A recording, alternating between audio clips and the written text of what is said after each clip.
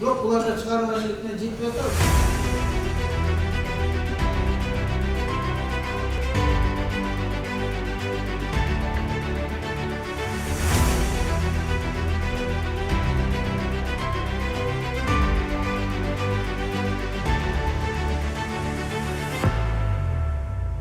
Бүгүн бизде 24-жылдын аткарылган иштер боюнча жана 25-жылга коюлган пландар боюнча министрликтин коллегиясы өтүп жатат. Бул жерде энергия компаниянын баардык жетекчилери, филиалдын жетекчилери баары чогуу келишкен, баардыгы биригип жетекчилерден 85 адам катышып атат. Азыр бүгүнкү күндө 24-жылга жасалган иш-чаралар боюнча отчетун алабыз. Ошого жараша бул жетекчилерге ошол кээ бирөө кызмат ордунан бошотулат, ресттин жетекчилери кээ бирлери сөгүш алат, кээ бирлери эскертүүлөр берилет. Анткени себеби өзүңөр билесиңер, энергетика тармагында мындайча айтканда күтүп отурганга же болбосо эмдиги жылы жасайлы дегенге андай мүмкүнчүлүгүбүз жок. Бүгүнкү күндө өзүңөр көргөндөй, мында мисалы үчүн бизде генерация жетпей аткан мезгилде бизде антип уктап жаткан жетекчилердин кереги жок. Ошолорго чара көрөбүз. Кудай буйрса 25-жылга мына өзүңөр билесиңер курултай болуп өттү. Анын маселелерин чечишибиз керек. Жана биз азыр 25-жылга көбүнчө күн энергиясынан жана шамал энергиясынан электр энергия, чакан ГЭСтер көп курулат. Ошонун баарына электр энергияны техникалык шартын берип, электр энергия менен элибизди камсыз кылышыбыз керек. Андан тышкары маселелер көтөрөт. Ошол жетпеген электр энергия кайдан алабыз? Чакан ГЭСтер же болбосо күн энергиясынан шамал курулган станцияларга кайсы станцияга алып кошобуз?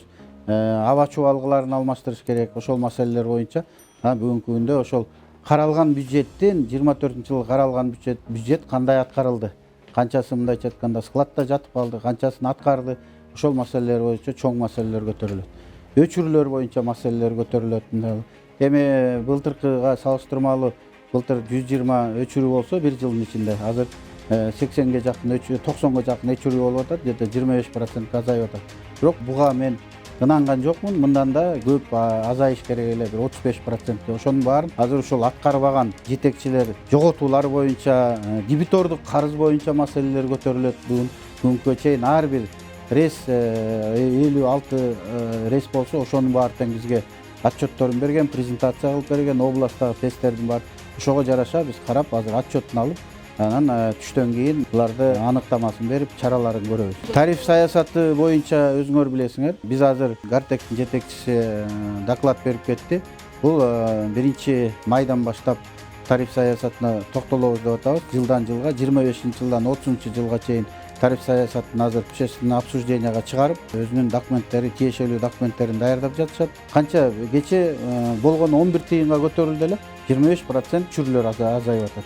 Ошондой сыяктуу. Жана реконструкциялар болот. Ошол тарифтин түшкөн каражаттын баарын тең жана СИП провод. Мына азыр дагы отчет беришет. Мына быйылкы жылы почти 500ге жакын аскуя счетчигин коелу деп атабыз.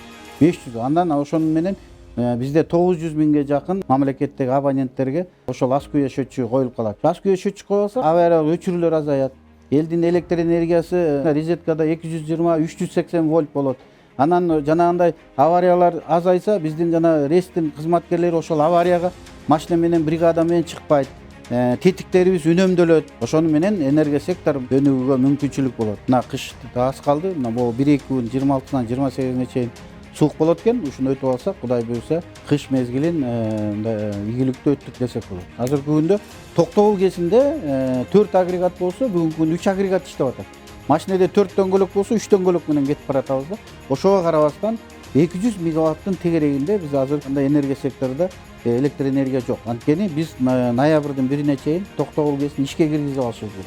Марттын башында Үч Коргон КЭСин 1 агрегатын беребиз. Аякта да 3 агрегат менен калабыз. Ошондо баш аягы Кыргыз энергия системасында 250 мегаватты кыскаруу болот да. Аны эмдиги жылы кышка, ноябрга чейин бүтүрүп алышыбыз керек. Бизде келишим боюнча Токтогул КЭСин 20-февралда беришибиз керек, Үч Коргон КЭСин 1-мартта беришибиз керек. Бул бизде келишим бар. Ошол убакта берсек, биз убагында, мисалы үчүн 1-ноябрга чейин ишке киргизип алабыз. Учурдан пайдаланып, биздин электр энергия керектөөчүлөргө кайрылып кетет элем. Мен абдан суранат элем, ушул кечки жана эртең мененки мезгилде электр энергиясын үнөмдүү колдонууңарды суранып кетет элем.